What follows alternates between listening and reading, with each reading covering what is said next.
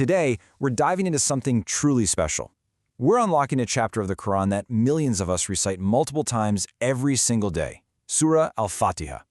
It's short, right? Just 7 verses, but it's considered the very essence of the entire scripture. It's this profound, beautiful dialogue between us and our Creator. So many of us, we know these words by heart. It's just part of our daily routine. But let's be honest for a second. When we stand in prayer and these words come from our lips, are we really connecting with them? Do we feel the incredible weight and the beauty of what we're actually saying? Well, let's dive in and see if we can turn this recitation into a real, heartfelt conversation. So, the first thing to notice is how the prayer begins. It doesn't start with a list of things we want. No, it starts with praise. Before we ask for anything, we first have to pause and really understand who it is we're speaking to. This part right here sets the stage for everything that follows. Okay, so here's the very first verse. At a glance, it seems simple enough. Alhamdulillah means all praise and thanks belong to God. And Rabbil Alameen tells us He is the nurturer of all worlds. But trust me, these words are so incredibly rich. So let's unpack those 2 key ideas. First up, that word hamd. It's so much more than just a simple thank you. I want you to imagine a child who has absolutely nothing, no food, no shelter. And then someone comes along and gives them everything they need. That overwhelming feeling of gratitude that just erupts from that child's heart. That deep, pure, sincere thanks, that is the essence of hamd. And that's how we begin our prayer, by trying to feel that level of gratitude for everything.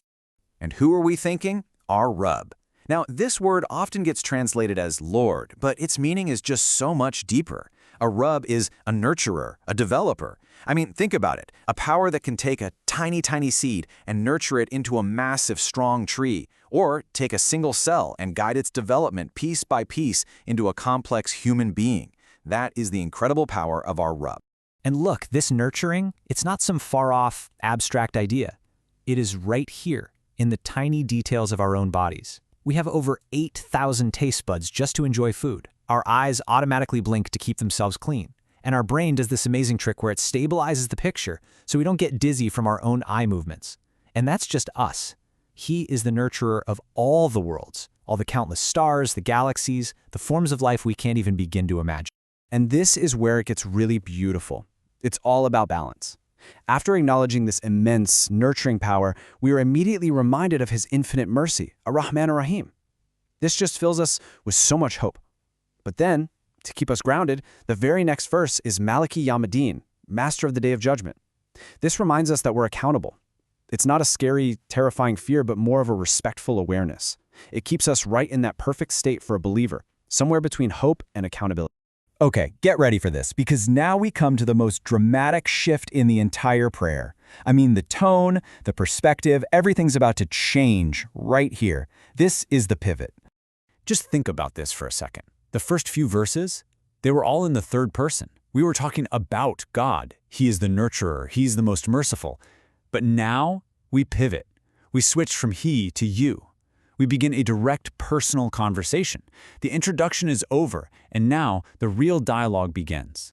And this line, wow, it is the absolute core of our faith.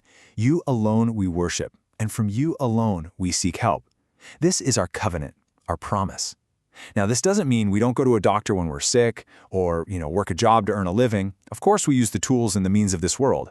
But in our hearts, we know that the ultimate source of healing, of provision, of all help, is God alone. All right, so let's move to the final part. We've offered our praise, we've declared our commitment, and now we are in the perfect position to make our request. And it's the single most important plea we could ever make. This is it.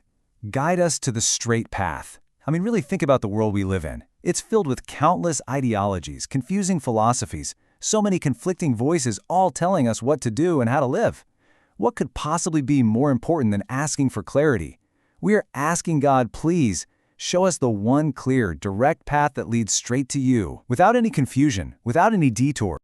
Right? It's a fair question. If we're going to ask for this path multiple times a day, we should probably know what it looks like. And thankfully, the surah doesn't leave us hanging. It defines it for us in the very next part. So, the street path is defined as the path of those people who God has already favored. And who are they? Well, the Quran tells us elsewhere that they are these 4 incredible groups: The prophets, who brought the message, the truthful, who were the first to believe and support it, the martyrs, who literally gave their lives for it, and the righteous, who lived their lives according to it. We are basically asking, oh God, make us part of this incredible team. And just as we ask for the right path, we also ask for protection from the wrong ones. It's a complete prayer. We ask to be saved from the path of those who knew the truth but still rejected it and so earned God's anger, and also from the path of those who just lost the truth and wandered off, completely astray. So guide us to the best and save us from the worst. So we've been on this incredible journey through the prayer. We've seen how it flows from praise to a personal commitment and finally to this really deep plea. The big question now is, how do we take all this knowledge and turn it into a living, breathing experience in our daily prayers? So here's something practical you can try. The next time you recite, try to connect each phrase to a specific feeling. When you say Alhamdulillah, really try to feel that deep, sincere gratitude for something specific in your life. When you say Ar-Rahman, feel the warmth of God's infinite mercy washing over you. With Maliki Yawmid-Deen, just take a second to remember the day of accountability. And when you get to Iyyaka Na'budu, truly feel it. Feel that you are standing right there before your Creator, speaking directly to Him.